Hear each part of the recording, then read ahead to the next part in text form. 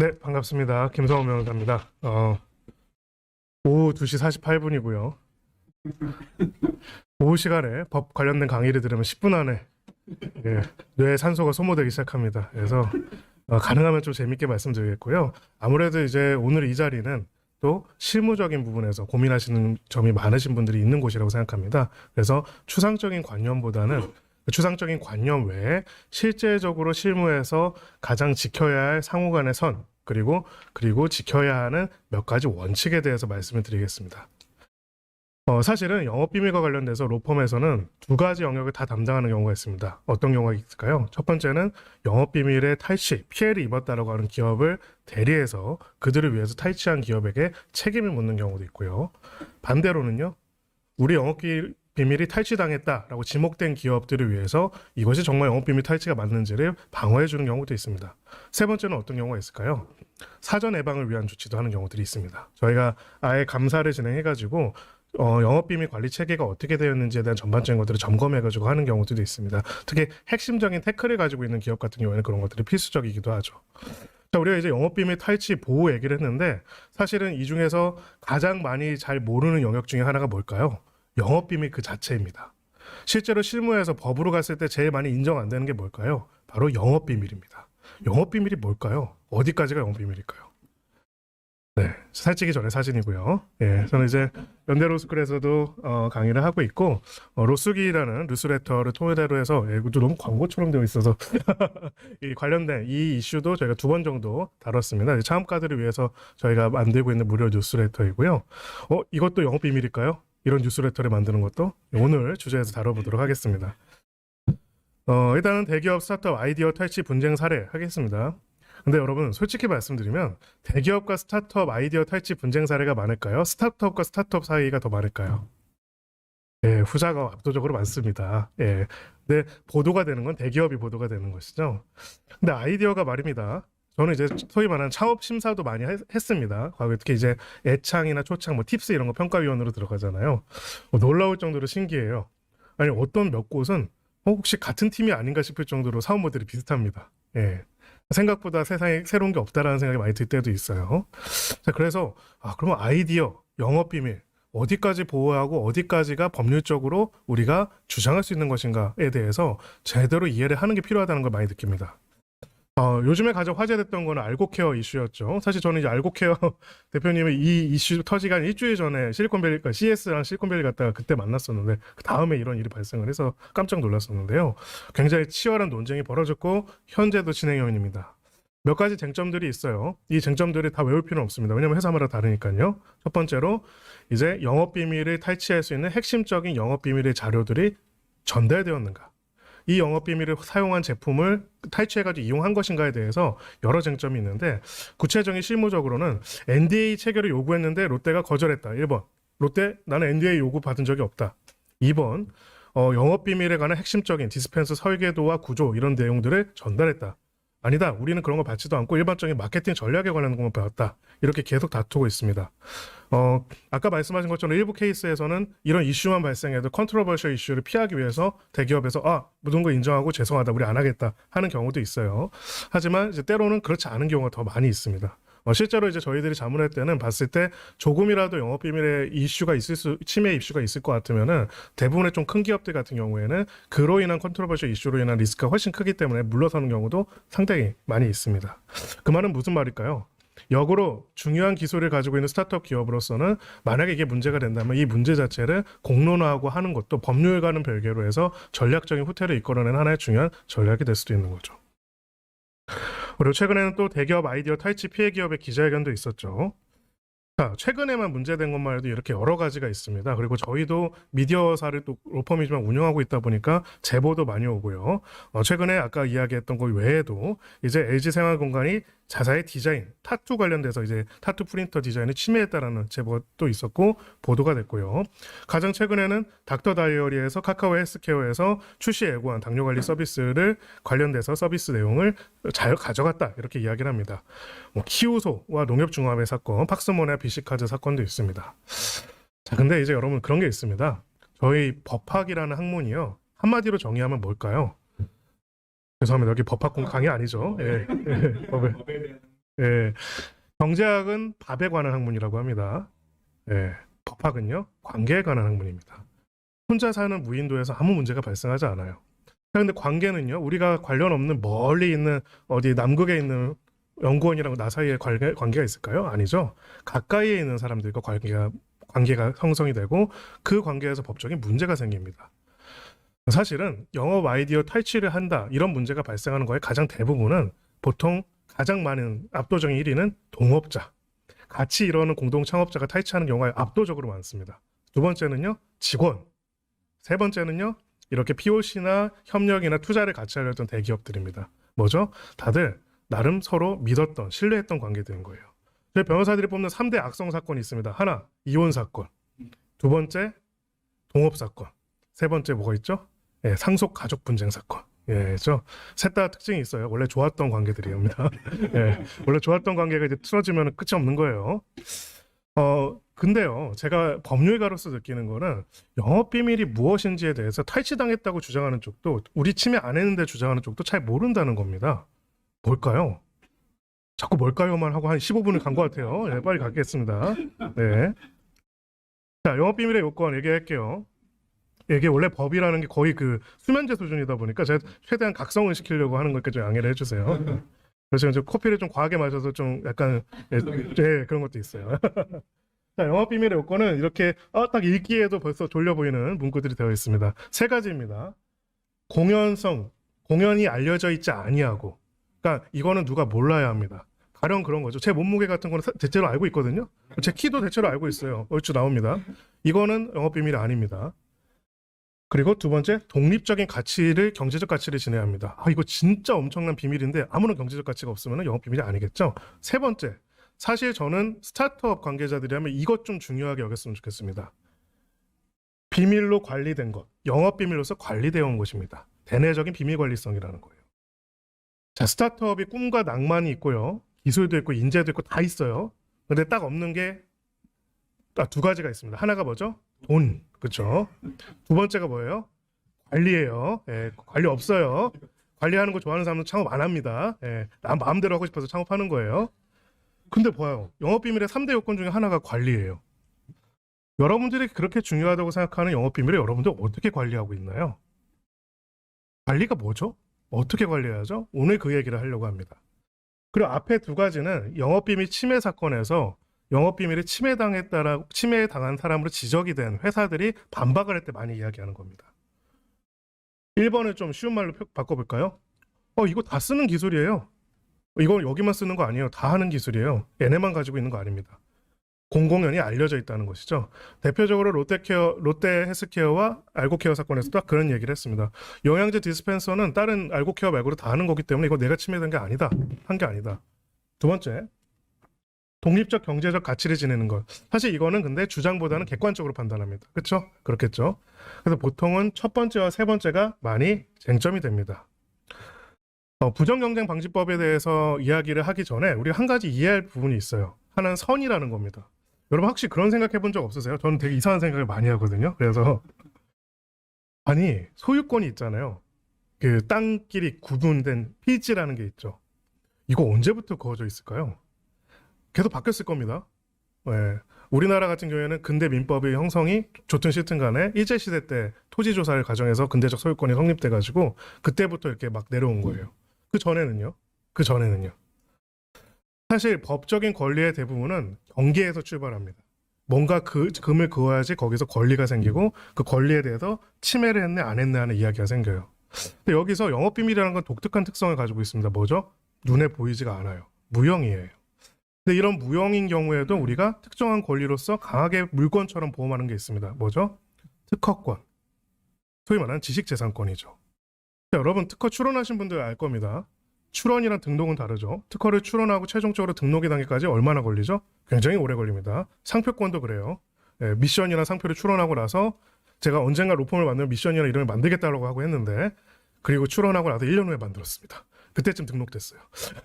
원래 이렇게 정해져 있는 지식재산을 등록하고 그것을 결정하는 과정은 굉장히 딱딱하고 체계적인 과정을 거쳐야 하고 또 그 과정에서 거져야 되는 경우도 있습니다. 상표권도 거져야 되고요. 특허권도 이거 보니까 너희 선행의 다른 기술을 침해한 것 같은데 이거는 별로 진보성이 없는 것 같은데 거절이 되면 특허가 안 됩니다. 특허권 침해는요. 오늘 우리 주제에서 특허권 침해는 없습니다. 왜 그렇죠?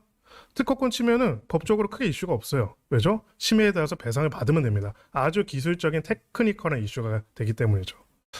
영업비밀은요. 바로 이 점에서 어려운 부분이 있어요. 뭐냐면 바로 이렇게 소유권, 필지, 여기 있는 이 사각형처럼 구획이 그어져 있지 않습니다. 원래대로라면은 이렇게 구획에 구워져 있지 않은 무형의 아이디어를 특정한 권리로 보호하는 것은 굉장히 꺼려야 하는 이슈가 있습니다. 왜 그렇죠? 만약에 그렇게 할 경우에는 이거 내 아이디어야.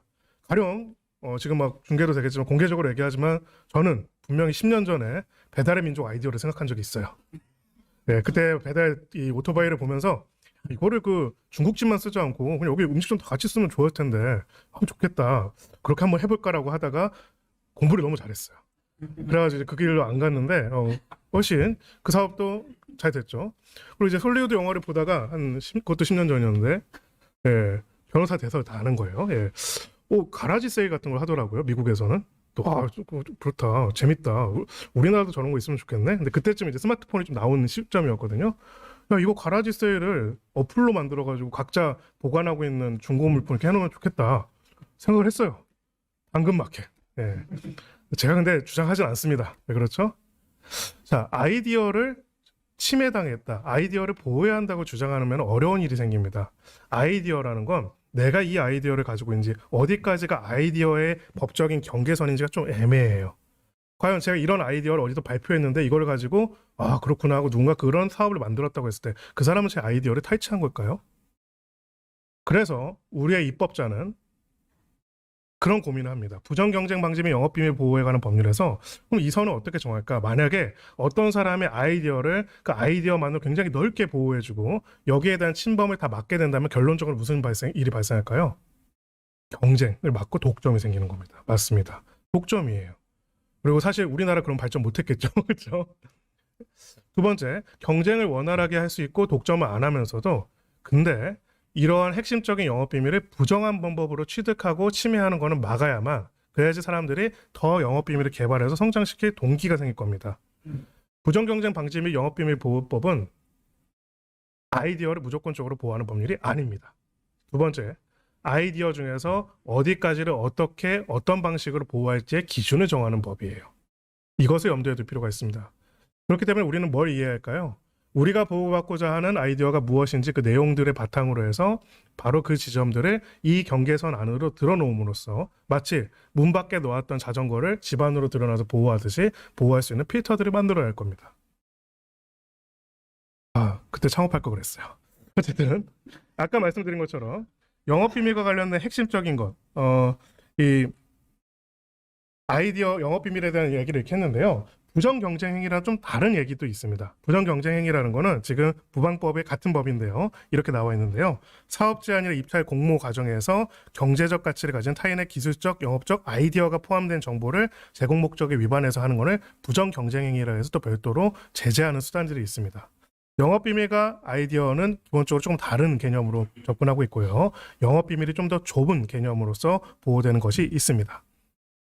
하지만 기본적으로는 영업비밀이나 아이디어 모두 별도의 등록 절차라든지 허가 절차, 무엇보다 제일 중요한 거, 공시가 없어요. 이게 이 사람의 아이디어라는 것들을 특정하기가 좀 어렵습니다. 그렇기 때문에 이거를 과하게 보호하지 않는 게 지금 사법적인 태도입니다. 두 번째요. 아까 우리가 다 얘기했죠. 스타트업에 다 있는 것 중에 없는 것 중에 하나. 관리라고 했습니다. 영업비밀이란 거는 이거 자체가 기술적인 가치가 너무 높고 진짜 대단한 건데 그것뿐만 아니라 내가 영업비밀로서 관리해 왔어야 돼요. 왜 그럴까요? 모든 법에서는 바로 그 경계선과 공시라는 게 되게 중요합니다. 우리 법인 등기부 등본, 소유권 이전 등기 등본 이런 거 있죠. 부동산 등기. 왜 그렇죠? 권리 의무와 거래에 있어서 누가 무슨 권리를 가졌는지 알 수 있어야 되게 중요하단 말입니다. 근데 보니까 이 사람들이 영업비밀이라고 하는데 홈페이지에 다 있어요. 그러면은 누구나 쉽게 접근할 수 있겠죠? 영업비밀로서 스스로 관리도 안 한 것들을 법이 나서가지고 보호하거나 법이 나서서 그것을 강제하는 것은 굉장히 과용이라고 보는 거죠. 그래서 스스로 영업비밀로서 가치를 가지고 주관적으로 관리한 것을 중시하고 있습니다. 여기서 스타트업 입장에서 통제할 수 있는 건 뭘까요? 1, 2, 3번 중에서. 사실 3번밖에 없어요. 1번은, 2번은 다 객관적으로 판단되는 겁니다. 우리가 유일하게 할 수 있는 노력은 3번, 관리예요. 그리고 또 이제 아까 부정경제방지법에서는 아이디어 보호에 관한 이야기도 나온다고 했는데, 기본적으로 단서 조항, 여기서는 아이디어를 제공받은 자가 제공받을 당시 이미 그 아이디어를 알고 있었거나 그 아이디어가 동종업계에서 널리 알려진 경우에 그러지 아니하다라는 면책 조항을 두고 있습니다. 이거 어디서 본 거 같죠? 앞에서 봤죠. 공공연히 알려져 있죠. 알려지지 아니하고라고 내용이 있는데, 기본적으로는 우리 법에서는 누구나 알 수 있고 널리 알려져 있는 것들에 대해서는 보호하지 않는 또 그런 범위가 있습니다. 이 점을 염두에 둘 필요가 있어요. 네, 이렇게 개념과 추상적인 언어를 하는 순간 모두 눈이 흐릿해지고 있습니다. 그래서 다시 구체적인 사안을 보겠습니다. 사실 저는 그 소송을 말리는 걸로 되게 유명합니다. 대한변호사협회에서 별로 안 좋아할 것 같아요. 웬만해서 소송하지 말라고 합니다. 왜 그럴까요? 기본적으로 우리나라에서 소송을 제기하고 1심 소송이 진행돼서 결론이 나는 데까지는 통상적으로 정말 엄청 빨리 끝났다면 6개월, 보통은 한 1년 6개월 정도 걸립니다. 길면 3년 동안에 해요. 자, 사실상 권리 구제를 이루기까지 굉장히 어려운 많은 시간들이 걸리게 되는 거죠. 그리고 소송에서 이기더라도 그 이긴 대가로서 여기에 대해서 배상 책임을 묻고 정당한 배상을 받으면 그만큼의 시간이 극복이 되겠죠. 이번에 무슨 반도체 기술 탈취 문제 때문에 텍사스 지방법원에서 이제 배심원 판결이 4천억 삼성전자한테 배상 판결을 냈단 말입니다. 이런 걸 보면 우리도 한번 소송을 해볼 만할 것 같아요. 근데 자세히 보니까 텍사스예요. 그렇죠? 예, 우리나라는 사실 아직까지는 그렇게까지 큰 금액의 배상 책임을 잘 인정해 주지도 않습니다. 그리고 또 그 사안은 특허권 침해였어요. 그렇기 때문에 결론적으로는 문제가 생긴 다음에 사후적으로 소송이나 형사적인 조치, 여러 가지 신고들을 하는 것들이 불가피할 경우에 하는 것도 필요하지만은 그래도 원칙적으로는 비용도 높고 효용은 낮습니다. 그래서 침해를 당해도 가만히 있으라고 말씀드리는 걸까요? 아니죠. 사후에 할 수 있는 방법이 없다면 지금 미리 준비한다는 겁니다. 네, 어차피 오늘 이야기한 거는 오늘 저녁 먹을 때쯤 되면 다 까먹을 겁니다. 네, 그래서 여러분들 기억하기 쉽게 몇 문장으로만 외울 거예요. 첫 번째, 기록하라. 이번에 알고케어 사건이 이 정도로 이슈가 되고 나름의 이제 의미 있는 울림이 됐었던 가장 중요한 이유 중에 하나 뭘까요? 기록이 있기 때문입니다. 기록이 있는 것과 없는 거는 차이가 굉장히 커요.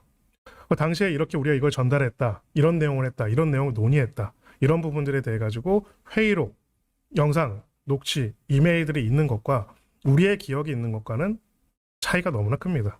라쇼몽이란 영화 아시죠? 모두가 가지고 있는 각자가 기억은 같은 사건이라도 다 서로 다를 수밖에 없어요. 기록을 가진 자가 이깁니다. 기록을 언제 할까요? 저는 요즘 그런 생각을 합니다. 법률 자문이라는 건 시간을 벌어주는 거다. 뭐죠? 시간을 되돌릴 수 없어요. 그래서 나중에 언젠가 먼 미래에 분쟁이 생길 때 바로 지금 해야 할 무언가를 가르쳐 드리는 게 자문입니다. 그게 뭐죠? 기록이에요. 논의와 협상, 협의 과정, 우리가 무슨 자료를 제출했는지를 다 빠짐없이 기록하고 전자화하고 데이터화하는 것들 반드시 하셔야 합니다. 그래야 분쟁에서 이길 수 있고 그래야 분쟁 자체가 안 생길 수도 있습니다. 뭐죠? 아직 소송을 하기 전에 봐라, 우리 이런 기록들 다 있다, 이런 자료들 다 있다, 한번 제대로 이야기해볼까요? 하게 되면 상대방도 물러설 수가 있는 거죠. 근데 그때 다 말로 했어요, 이렇게 해버리면 답이 없어요. 예, 나는 기억이 없어요. 그러면 끝나는 거예요. 자, 그리고 IR하고 할 때 NDA 체결을 요구하라. 근데 저는 이거는 스타트업의 노력도 필요하지만 사실 정부 차원의 노력도 필요하다고 생각합니다. 기울어진 운동장이잖아요. 특히 요즘같이 굉장히 투자금이 마르고 여러 가지 어려운 때에서 스타트업이 저희 NDA 체결 안 하면 저희는 IR 생각이 없습니다. 이러면은 네. 그러시고 이제 다른 IR 생각 있는 분들 많이 있잖아요. 그렇죠? 이거는 너무나 기울어진 운동장이기 때문에 정책적으로 법령적으로 저는 당연한 어떤 의무로서 해내야 한다고 생각합니다. 아까 말했던 것처럼 사업 제한을 과정에서의 아이디어 탈취를 처벌할 수 있는 부정경쟁 방지법 조항이 있지만은 실제로는 그게 나중에 발생한 다음에 입증해서 처벌하는 것보다는 그 과정에 미리 이런 이슈들을 만들어 놓는 게 중요하죠. 어떤 분들은 그렇습니다. NDA 그거 체결해도 어기면 그만 아니냐? 맞아요. 사실 맞긴 합니다. 하지만 그것이 하나의 심리적 장벽을 주는 거예요. 살인죄, 징역 5년 이상의 징역 이런 거 있잖아요. 그것도 살인하는 사람은 살인을 하죠. 근데 왜 그런 형벌을 둘까요? 소위 말해서 위하적 효력을 두는 겁니다. 이거를 위반했을 경우에 얼마나 많은 코스트를 부담해야 하는지를 함으로써 상대방이 그 행위를 안 하도록 만드는 것이죠. 그래서 그런 것들이 필요합니다. 네, 그리고 또다시 말하는 관리. MBTI ENFP인 사람으로서 제가 사실 이런 얘기를 하기 참 그렇습니다. 무슨 관리냐 네가, 뭐 이런 얘기를 누군가 얘기할 수도 있어요. 하지만 영업비밀을 보호하려면 관리를 해야 하고요. 본인이 안 하려면 또 COO들 있잖아요. 예, 관리하시는 분들, 예, CFO 맨날 스트레스 받으시는 분도 있어요. 예, 대표 영감 때문에 그런 분들한테 관리를 맡겨야 합니다. 제도적, 인적, 물리적 관리를 해야 합니다. 이 시스템을 구축해야 돼요. 일단은 자, 그러면 그 너희 회사 영업비밀이 뭐지? 뭐니? 그러면은 우리 리스트가 있는데 1호부터 2호까지 이렇게 되어 있어.가 있어야 돼요. 영업비밀이 뭐니? 그러니까 그게 뭐 참 중요한 게 많은데 뭐 이런 얘기를 하면 끝나는 겁니다. 영업비밀을 구분하고요, 분류하고요, 영업비밀 관리 대장이 있어야 합니다. 어렵지 않아요. 엑셀 파일 하나라도 좋습니다. 제발 이제 그런 것들을 마킹을 하는 것들이 필요하고요. 두 번째로는 제가 말씀드렸죠. 영업비밀의 유출의 95%는 내부 인원이 유출합니다. 예, 창업자가 갑자기 AI 같이 연구하던 공동 창업자가 막 화내고 서로 싸우다가 나가서 창업을 한다. 그 친구가 김밥 천국을 할 가능성 매우 낮아요. 뭐 할까요? 하던 거 해요. 예. 뭐 근데 어디서 갑자기 제가 4년 동안 여기만 있었거든요. 이거 가지고 하는 거예요. 이래서 내부적인 임직원들의 영업비밀 유지, 약정 그리고 규정들을 만들어 가지고 받는 것도 필요합니다. 이거 해도 다 위반하던데요. 이것도 심리적인 저항선을 만들어 놓는 거죠. 굉장히 중요합니다. 물리적으로도 중요합니다. 실제로 판례에서는 이것도 많이 보고 있어요. 진짜 이거 영업비밀로서 패스워드를 입력과 일부 접근이 제한된 사람만 관리할 수 있었던 건지 아니면 누구나 잠깐 인턴 와도 바로 볼 수 있는 건지 되게 중요합니다. 근데 요즘 또 클라우드로 많이 하다 보니까 그런 게 되게 많아요. 이런 부분들 잘 관리하실 필요가 있습니다. 네, 제가 또 시간을 잘 지키는 걸로 유명해지려고 하고 있어요. 오늘의 한마디. 예, 이것 좀 어디서 얘기하면 좀 있어 보이거든요. 예, 평화를 원한다면 전쟁을 준비해라. 예, 존윅 때문에 알게 됐어요. 파라벨룸이라고 합니다. 저는 어떤 스타트업도 어떤 대기업 관계자도 나중에 영업비밀 침해 문제 때문에 서로 다투거나 소송을 벌이지 않길 바랍니다. 예, 그러면 혼낼 거예요. 이 강의를 들었는데 저희가 그런 사건이 발생했습니다. 그러면 제가 너무 화가 날 것 같아요. 제가 그렇게 30분 동안 열변을 토했는데 어떻게 먼저 싸움의 여지를 없애는 게 이기는 겁니다. 그러려면 뭘 해야죠? 기록하고요, 관리하고요, 또 관리해야 합니다. 사실 나머지는 우리가 할 수 있는 영역이 없어요. 그렇기 때문에 그렇게 해야 하고요. 그 부분에 있어가지고 준비된 스타트업에 대해서는 사실은 소위 말하는 그런 영업비밀을 침탈하고자 할 때도 그걸 침탈해서 사업하고자 할 때도 굉장히 큰 부담감을 느낄 수밖에 없습니다. 마지막으로 1분만 말씀드리자면 전쟁에서는 공세 정말점이라는 게 있어요. 공격하는 군이 언제까지나 공격을 계속할 수 없습니다. 그것이 병력의 문제이든 자원의 문제이든 사기의 문제이든 보급의 문제이든 일정 수준 이후에서는 더 못 가고 후퇴할 수밖에 없어요. 비즈니스 영역도 마찬가지입니다. 사업의 영역도 마찬가지고 영업비밀의 영역도 마찬가지예요. 사실 유혹을 느껴요. 이거 괜찮은 것 같아. 이거 우리랑 이렇게 붙여가자면 되게 밸류가 있을 것 같은데 가져갈 것인가? 아니면 얘네랑 협력해가지고 공식적으로 해가지고 투자를 해서 할 것인가? 고민할 겁니다. 그때 우리는 뭘 해야 할까요? 공세 종말점을 확 빠르게 당길 수 있는 조치들을 취해야 합니다. 그게 뭐죠? 바로 기록하는 거, 관리하는 거, NDA를 체결하는 겁니다. 길게 말해봤자 어차피 우리는 다 까먹습니다. 그러니까 우리 이 세 가지만 말하고 마치도록 하겠습니다. 감사합니다.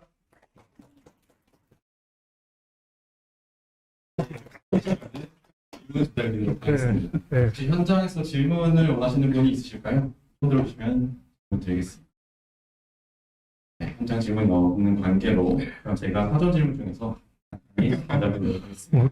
이렇게 패스되는 줄 알았더니 네. 네네.